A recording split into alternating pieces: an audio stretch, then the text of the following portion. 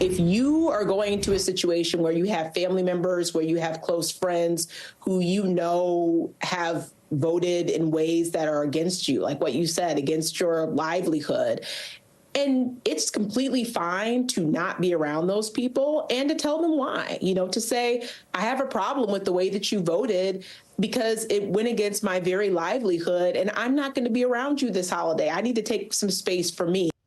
An Ivy League psychiatrist on MSNBC says it's completely fine to avoid family members who voted for Trump over the holidays. But our next guest says that's exactly the thing contributing to a mental health epidemic in America. Let's bring in the author of The Therapy Trap, psychotherapist Jonathan Alpert. Jonathan, great to have you on. It's fine to ignore your families and friends if they voted for Trump. What do you make of that? Well, Trace, I have to say that's really bad advice. And The Therapy Trap is my forthcoming book. And that book will get into the division in our society that's largely perpetuated by mental health providers, the very people that we trust to help us. And in this time in our country's history, we're quite divided.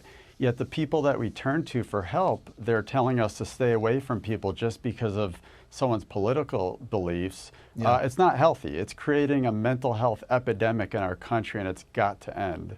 The New York Post writes the following here. Jerry Seinfeld talking about him. The headline, Jerry Seinfeld rips woke New York City private school where his kids attended for allowing distressed students to skip class the day after the election. What are we doing, Jonathan, to our kids? Well, first of all, good for Jerry Seinfeld. I think that's great, and we need more people like Jerry to speak up. But we have elite private schools in New York that are preemptively granting mental health days.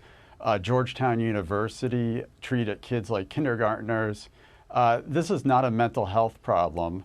And this was a very clean election. It was a victory. And it's not a tragedy. It's not a national crisis. It's not a mental health problem.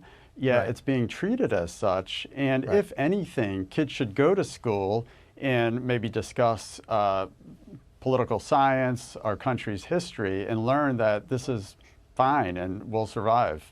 Yeah, it's a contest. It happens every 4 years, and if you disagree with the outcome, get involved and try to change it. Don't sit and cry. You wonder why Gen Z's battle with mental health. Put this up on the screen here. I mean, you know more about this than me, Jonathan, but that yellow line at the top, those are 18 to 25-year-olds. They seem to be having more problems than anybody else, and maybe there's a reason.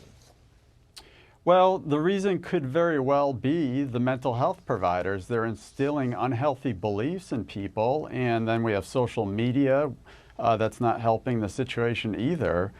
So there's got to be a change. Yeah, there really does. Jonathan Alpert, good luck with the book, sir. Thank you for coming on.